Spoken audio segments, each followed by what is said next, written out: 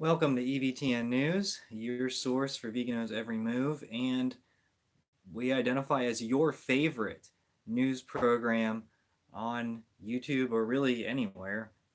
Forget about those other programs. And before I begin the news, I do want to talk about there were some rumblings on Twitter where that said that Cardinal Supich was planning on his crackdown on the Latin Mass in the Archdiocese of Chicago. And so we'll see how soon that comes, and we'll see if anything is comes of it. We'll see how quickly that happens. Also, I do want to talk at some point about Archbishop Arthur Roche. He is, I believe, he's in Cardinal Sarah's position, which is what CDW, Congregation of Divine Worship. He's a prefect of the Congregation of Divine Worship, and he released a letter about the Latin Mass restrictions, and so I want to cover that at some point. Let's get into Vigano. Vigano wrote a short letter at LifeSite News questioning, he questioned the moral suitability of Pope Francis. So I'm going to read some clips from this. It's actually a pretty good letter, and it's very short compared to most of his other letters, which are very long. He said, on the occasion of the October 29th visit to the Vatican, the press agency has spread the news that Joe Biden reported the content of the meeting and said that Francis called him a good Catholic, inviting him to continue to receive communion. It is disconcerting that, to date, no clarifying comment has come from the Vatican press office. This leaves us to presume that Joe Biden's words correspond to the truth and that Bergoglio actually spoke them. Even if what Biden said corresponds perfectly to the intemperate quips of Jorge Mario Bergoglio, who called a notorious radical abortion activist a great Italian, it is evident that such statements represent an unheard of scandal, since they fail to condemn the positions of a political personality who supports abortion, disavow the immutable position of the magisterium of the Church, and resound as a blatant invitation to commit sacrilege, profaning the most holy Eucharist by receiving in the state of public and manifest sin. Bergoglio is recently recognized as a, quote, moral guide by the Council for Inclusive Capitalism, led by Lynn Forrester de Rothschild, and he appointed Jeffrey David Sachs as a member of the Pontifical Academy of Social Sciences. Sachs is the president of the Sustainable Development Solutions Network of the United Nations, supporter of reducing global population, of the fight against climate change. This has nothing to do with the mission of the papacy and ought to lead the prelates of the Church to seriously ask themselves about Bergoglio's mental and moral suitability for the role he holds. And so, a bishop speaking like a bishop. Haven't heard that, except from Vigano and Bishop Schneider. Occasionally Cardinal Burke, and there's going to be a secret, not secret, but a mystery bishop who's going to come up later in the show, and you might be surprised to find out who it is. Stay tuned for the rest of the show. There was a large turnout for the Summorum Pontificum pilgrimage in Rome. Traditionalist Catholics descended on Rome on Friday, October 29th, for their annual pilgrimage, hoping to show the vibrancy of their community after Pope Francis issued a crackdown on the spread of the Old Latin Mass that many took as an attack on them and the ancient rite. An evening Vesper service at Rome's Pantheon Basilica, the first evening of the three-day pilgrimage, was so full that ushers had to add 2 rows of chairs to accommodate the faithful. Many young families, couples, and priests filled the pews, hailing from the U.S., France, Spain, and beyond. So this Summorum Pontificum pilgrimage was supposed to be led by Archbishop Corleone of San Francisco, but he backed out last second. Who knows why? But there were people that had a lot of speculations. And speaking of the Latin Mass, this year on October 4th, St. Thomas Aquinas Seminary in Dillwyn, Virginia, welcomed the second largest class in its more than 40-year history. 36 aspirants crossed the seminary threshold to begin their studies for the priesthood in the Society of St. Pius X. Yes, they're standing for tradition, and this is the second largest class? Is that what it said? Second largest class in its 40-year history. So if you're looking for a local SSPX church, well, maybe one of these seminarians will eventually become your priest. Who knows? There was a Spanish bishop who criticized Biden. Bishop Jose Ignacio Manila of San Sebastian, Spain, harshly criticized President Joe Biden's claim that Pope Francis personally encouraged him to continue receiving communion despite his open support for abortion. He said, "These incredible statements reveal the moral character of those who are capable of compromising, manipulating the Pope with the intention of washing their conscience stained by the blood of so many innocent lives unjustly eliminated." He said this in an October 30th tweet. Now, this is basically criticizing the media or anyone else who tries to say that Pope Francis told Joe Biden to receive communion. But guess what? Pope Francis hasn't said anything about it. So what if he did tell him? That's the problem, is that these bishops, and you know what, this bishop, it seems like he's very pro-life, and it seems like he has a lot of, you know, he has a lot of courage to stand up against the abortionist agenda. But a lot of these bishops are trying to make excuses and saying like, "Oh, Pope Francis would never say that to Joe Biden." Really? What if he did? Because it's very possible. The Vatican hasn't denied it, and until they do, we are left to speculate. And I think that a lot of these bishops are in the position where they're taking a look and they're saying like, "Oh, I can't believe that Pope Francis would. There's no way that Pope Francis would uh, tell a pro-abortion politician he can receive communion." Really? Because he said he never denied communion to anyone. So why isn't that possible? I mean, it's just these bishops, they're making excuses, and it's um, you know, I wish bishops would speak out like bishops. Speaking of other bishops, New Zealand bishops will accompany those euthanizing themselves, though the church opposes. Okay, so they have like the statement that they were releasing. So the church opposes the deliberate taking of human life. It cannot turn away those who choose assisted dying under the new law, said Hamilton Bishop Stephen Lowe, the vice president of the New Zealand Catholic Bishops' Conference.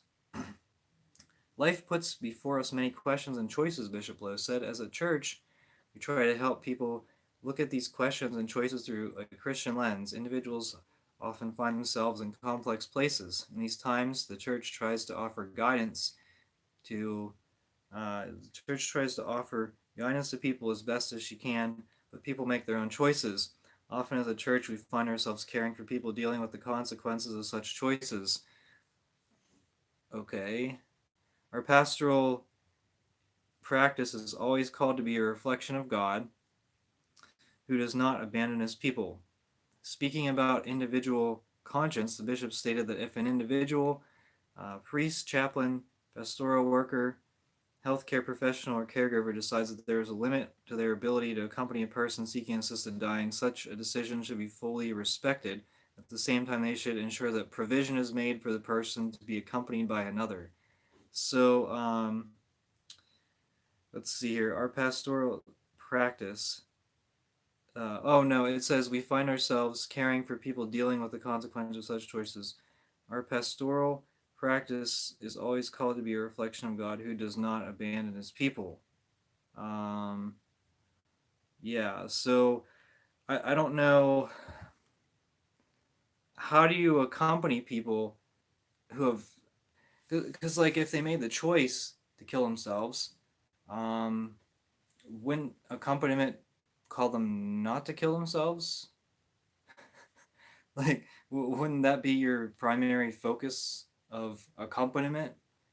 Um, is to show up and say, "Hey, this is not the correct choice," and you're going to meet your judgment whenever you die. And if you move forward with this, your judgment is not going is very unlikely to be favorable to you.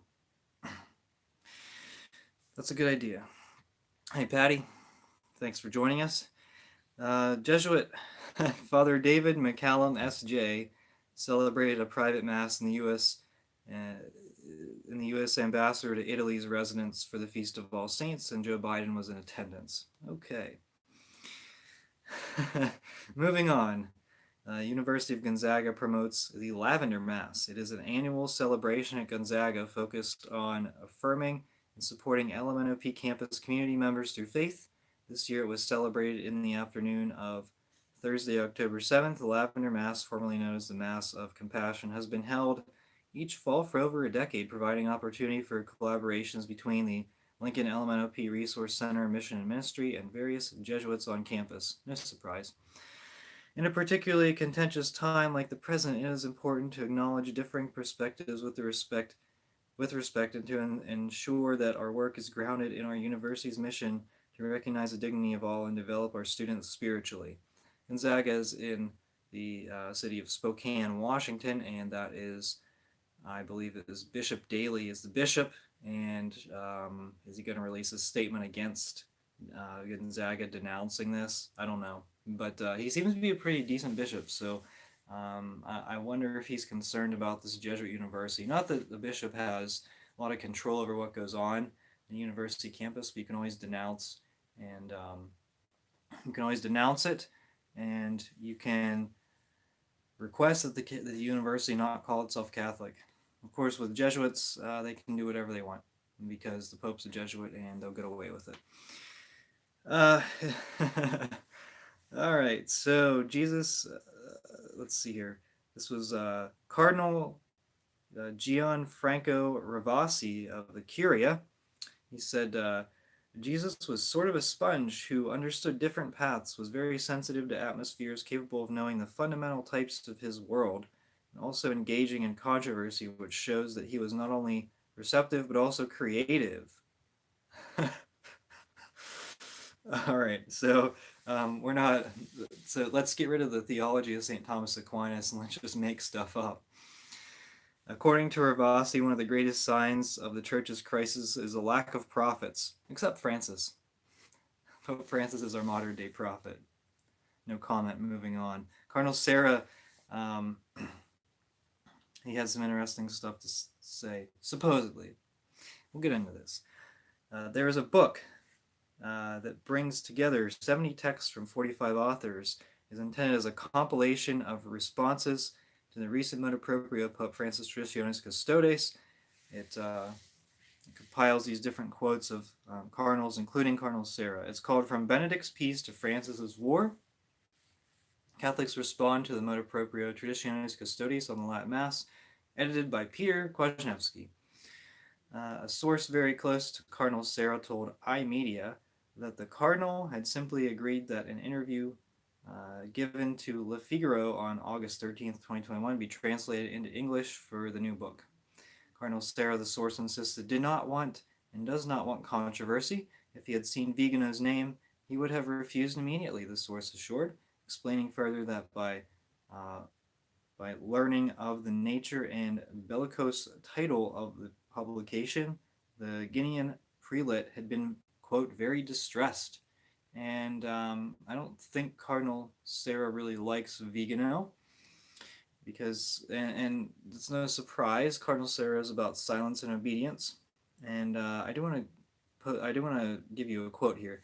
Now, I want to say first off that this may or may not have been attributed to Cardinal Sarah because Cardinal Sarah himself didn't comment on it. So we don't know what Cardinal Sarah actually thinks or says, especially in this situation. So, he who is against the Pope, here's a quote from Cardinal Sarah. He who is against the Pope is by that very fact outside the church. The divine providence sees us very well, you know? And he said this in an interview just 3 days after the Pachamama ceremony in the Vatican Gardens. Eucharistic incoherence. The pillar obtained the USCCB's draft document on the Eucharist. And you can read it. I have all my links posted below if you really want to read the 26-page, I believe it's a 26-page document they'll be talking about at the USCCB meeting in a few weeks. No, next week. Next week is the USCCB meeting. I'm really not super enthusiastic about that, but that's a big deal for my channel because I always post video clips. Anyway, it says it does not include any recommendations for the denial of communion despite some media predictions that would do so. And here's a quote from it. This is actually a good quote. It says, "As the Church has consistently taught, a person who receives Holy Communion while in a state of mortal sin does not only does not receive the grace of the sacrament, he or she commits the sin of sacrilege by failing to show the reverence due to the body and blood of Christ." And so, at least there's something in there about that. It's the mention of mortal sin is not very common for really anyone these days. So the fact that some bishops decided to include it in their document on the Eucharist is good. However, it doesn't talk about pro-abortion politicians receiving communion. I think that was the primary focus at the last USCCB meeting, and I think that we'll see if any of the bishops have anything to say about that. Obviously, Pope Francis did his best to try to shut that down, and thanks to the efforts of Cardinal Supich, Cardinal Tobin, just the bad bishops and cardinals in the United States. And we're moving to the other side of the world, North Korea.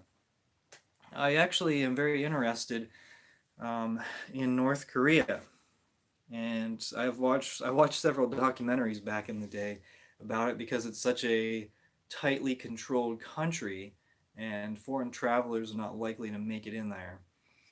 So their Catholic news agency posted an article about Christian persecution in North Korea. I mean, obviously the Christians aren't favored there, and if you're a Christian there, it's not even just not Christian, not even just Catholic, just a Christian. Um, it's a pretty awful situation because basically there's a state religion there, and it's worship of the emperor or the totalitarian dictator. And this report was released by Korea Future. It offers details on the detention and torture of North Korean Christians in the past decade, including documented human rights violations that occurred as recently as 2019. I'm sure they're occurring to this day. You just don't hear about it because the media is so tightly controlled by the government that the only information that gets out is propaganda.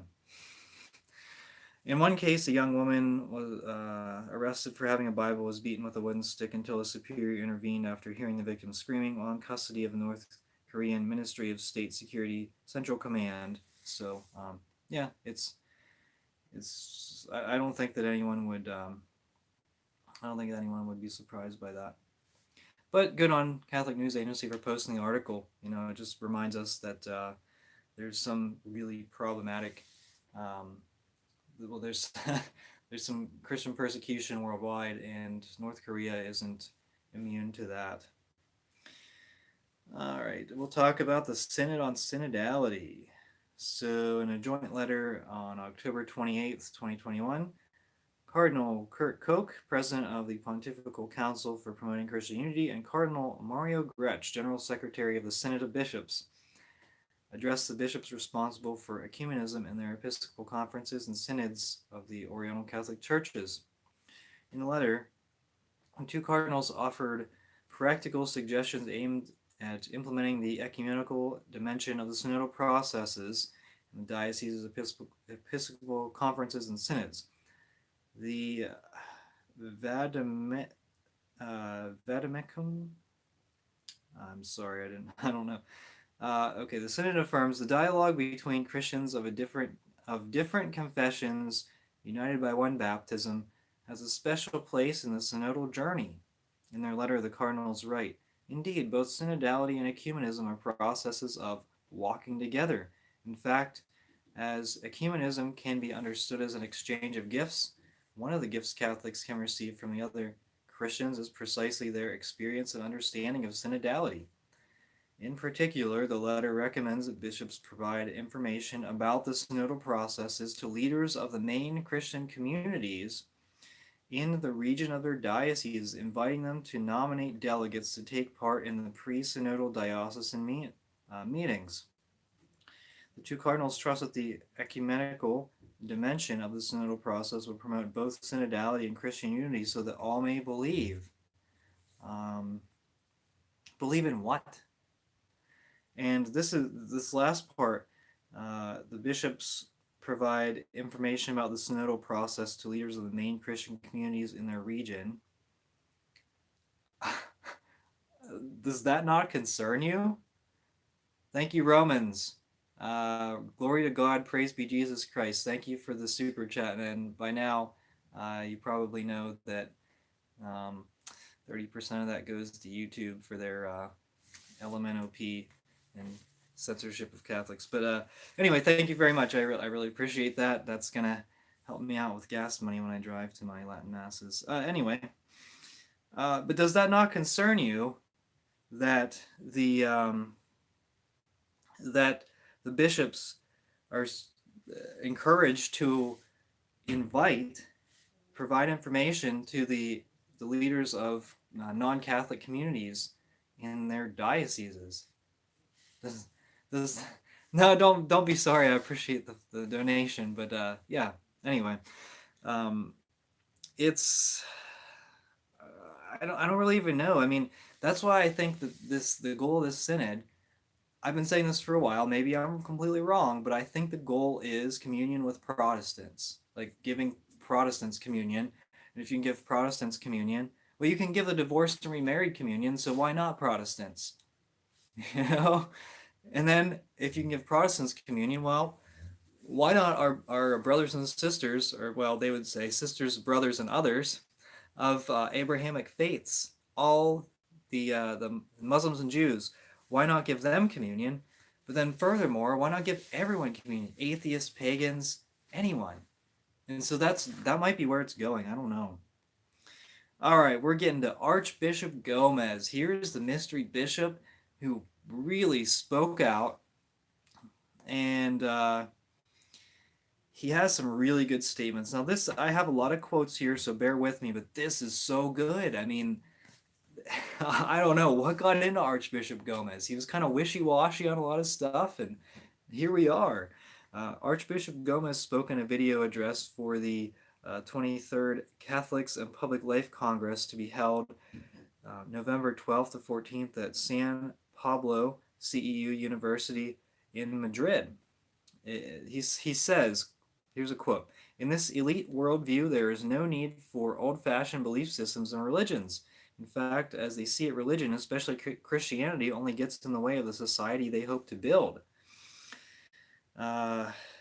Archbishop Gomez stressed that often what is being canceled and corrected are perspectives rooted in Christian beliefs about human life and the human person, about marriage and family and more. In your society and mine, the space that the church and believing Christians are permitted to occupy is shrinking. He's talking about the censorship of Catholics. Okay, awesome. He said church institutions and Christian-owned businesses are increasingly challenged and harassed. I believe the best way for the church to understand the new social justice movements is to understand them as pseudo-religions, even replacements and rivals to traditional Christian beliefs. Like, has he been watching this program? I mean, Archbishop Gomez, this is what I've been saying for I don't know how long. We talked about the Marxist religion. We talked about the virus religion. We talked about the Church of Pachamama, and this is everything I've been saying. He says, however these movements are called, social justice, woke culture, identity politics, intersectionality, successor ideology, they claim to offer what religion provides. He warned that these new critical theories and ideologies of today that are fundamentally atheistic, one can find certain elements of liberation theology. They seem to be coming from the same Marxist cultural vision. He's speaking directly against Pope Francis here, because Pope Francis is a fan of liberation theology. Like, Archbishop Gomez, is he going trad? I don't think so, but this is actually really great. You can read the full statement in the links below, and it's at archbishopgomez.org, and you can see exactly what he said. And he had other stuff to say about other things, but I read you some of the bulk of the quotes, and that's really good. Good job, Archbishop Gomez. And let's go to the other side of the country, Archdiocese of New York.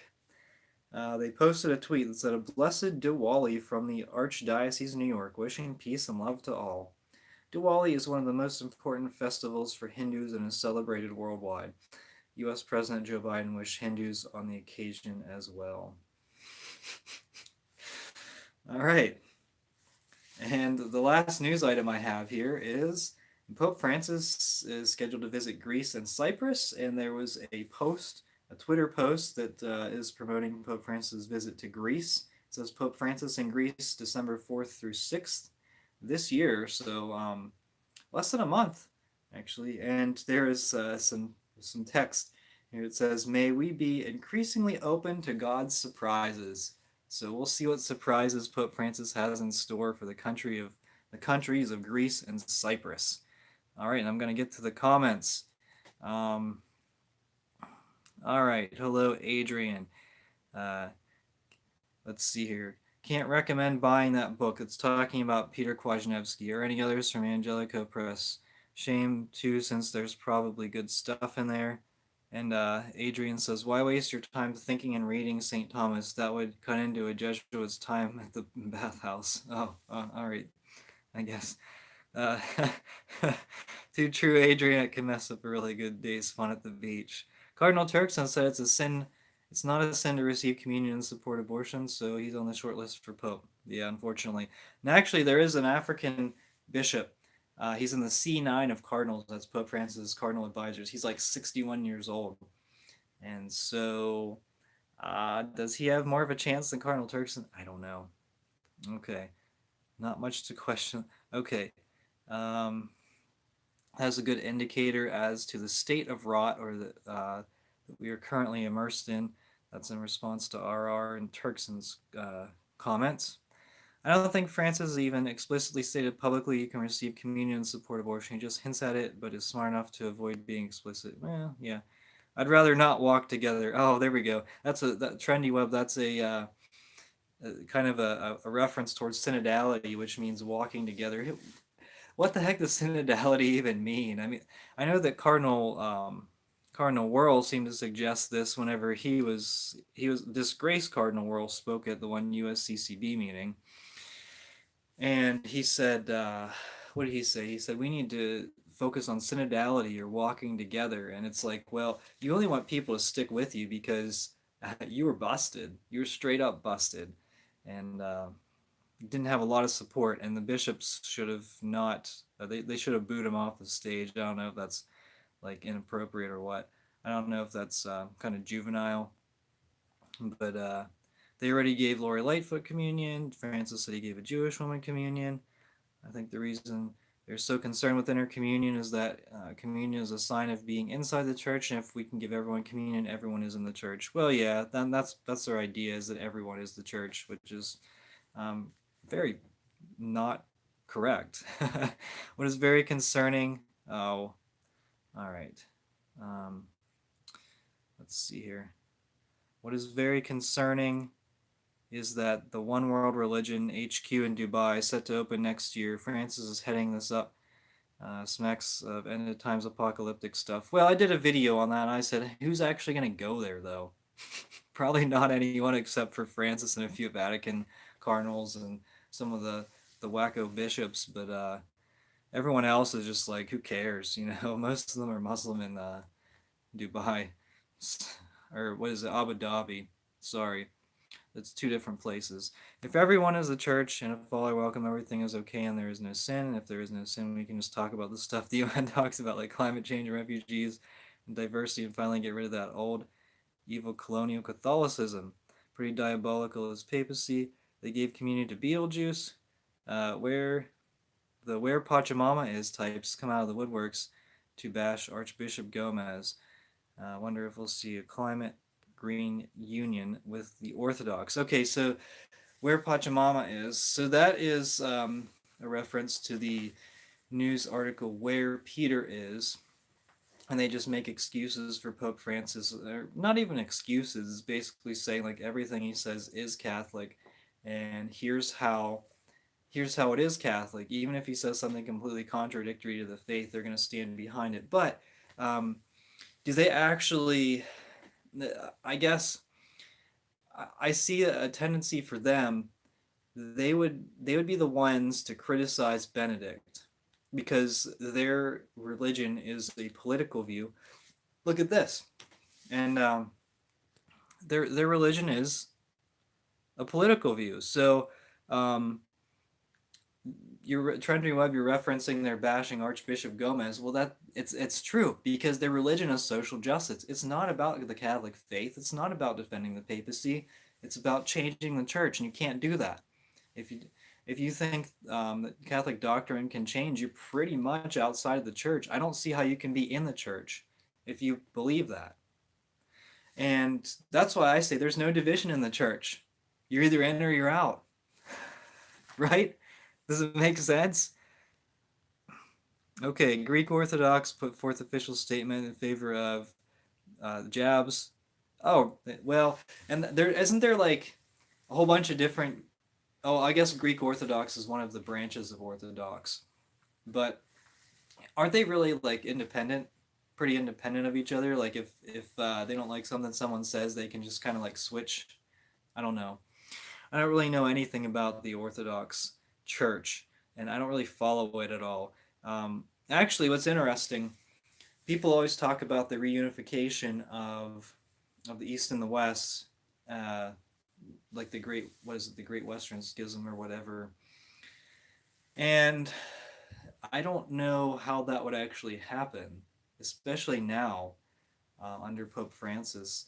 I mean, because if you got if you got Pope Francis to agree with a particularly liberal patriarch, and several of them, and reunite, how many people are actually going to follow it? The people like the true believers in the Orthodox faith, they're not going to accept that. Um, the believers in the Roman Catholic faith are going to be like, I don't even know, because it would be like a deal between guys who don't believe everything, all the Catholic faiths, all the Catholic doctrine, or at least they're trying to change Catholic doctrine. I mean, that's particularly problematic. So I don't know that that would, I don't know that that's really even a possibility. And and this is getting more into Eastern Catholicism. And I'm not going to go down this road a whole lot, but the Byzantines, they have different perspectives on the Orthodox. Some of them actually, some of them highly respect the Orthodox, and I did hear that I actually talked to a Byzantine deacon, and he said that the best chance of, what would I say, reunification would be at the local levels. So it would be like a Byzantine Catholic Church um, interacting with an Orthodox Church, and they pretty much hate each other. I think. I mean, I think that's how it works. At least the Orthodox, I think, treat the Byzantine Catholics very badly. I think Ecumenical Patriarch Bartholomew is pretty obsessed with ecology too, like Francis. They get on well, but he and the Moscow Patriarch Cyril don't get on, and Cyril excommunicated him. Yeah, they all excommunicate each other too. That's another thing with the Orthodox Church. Anyway, I do want to talk about.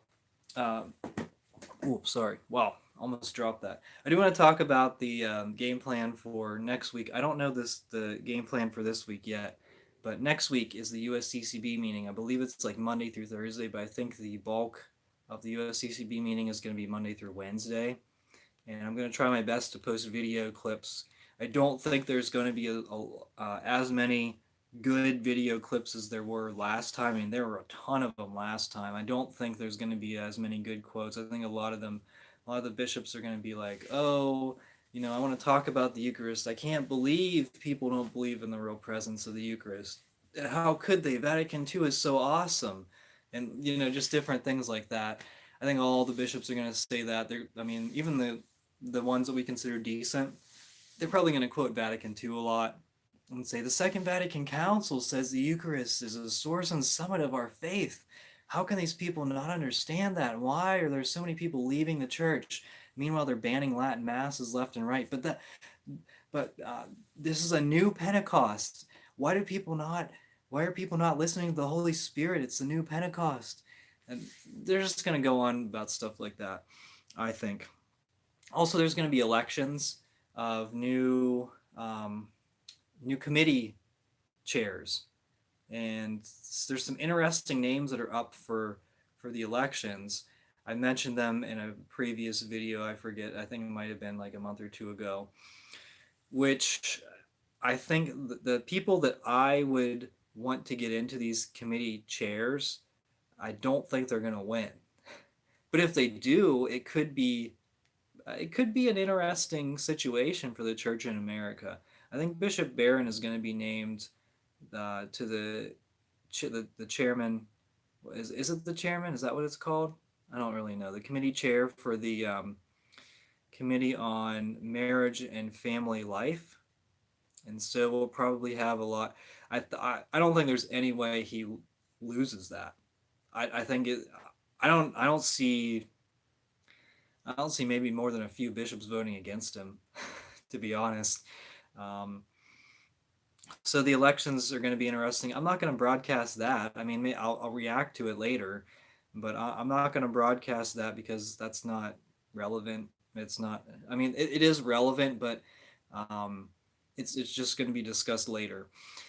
Uh, the statements from the bishops. I think Cardinal Stupich is going to spout some kind of nonsense. We might get some of his friends to chime in on some of the garbage. Bishop Stowe and McElroy are always heavily involved with something that's like completely contradictory to the Catholic faith, and so their video clips are always. Anytime they show up on the screen, I'm like, oh, here we go.